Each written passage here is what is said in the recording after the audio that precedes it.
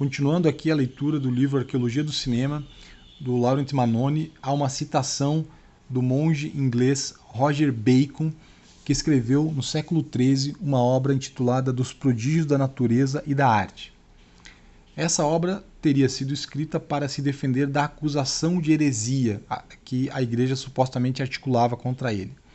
A intenção do Bacon talvez fosse demonstrar que muitos fenômenos atribuídos a forças sobrenaturais pudessem ser também realizados por meio de, vamos dizer assim, equipamentos científicos e artísticos, né?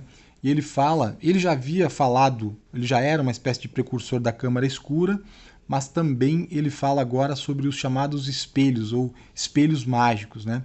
Ele diz o seguinte: podemos construir aparelhos e espelhos tais que a unidade seja multiplicada, que um homem pareça um exército, que se possa fazer surgir diversos sóis e diversas luas.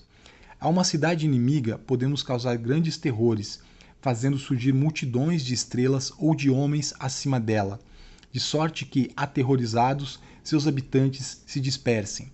Podemos também construir aparelhos onde os corpos são desenhados de tal modo que os maiores pareçam pequenos e reciprocamente, ou os que estão no alto apareçam abaixo, ou as coisas invisíveis se tornem manifestas. Então, lá no século XIII, Bacon está explorando ali as possibilidades de projeção de imagens, né, por meio dos espelhos. E ele já havia sido um precursor da câmara escura, conforme o Manoni já mencionou nas partes anteriores do livro, né? No século XVI, o Della Porta pega essa ideia aí do Bacon, né, de utilização de espelhos, e ele faz uma série de armadilhas dentro da casa dele, né?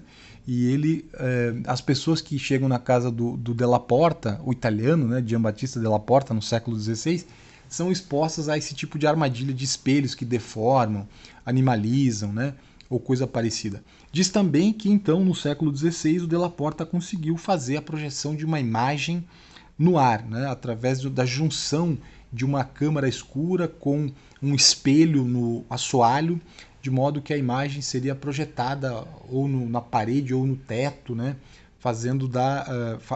transmitindo a impressão de que fosse uma imagem solta no ar, né?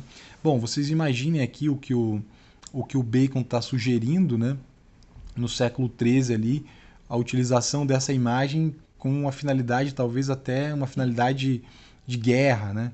De certa forma, é um precursor do cinema, né, como propaganda de guerra, que foi uma arma utilizada no século XX, amplamente utilizada, né, podemos dizer assim.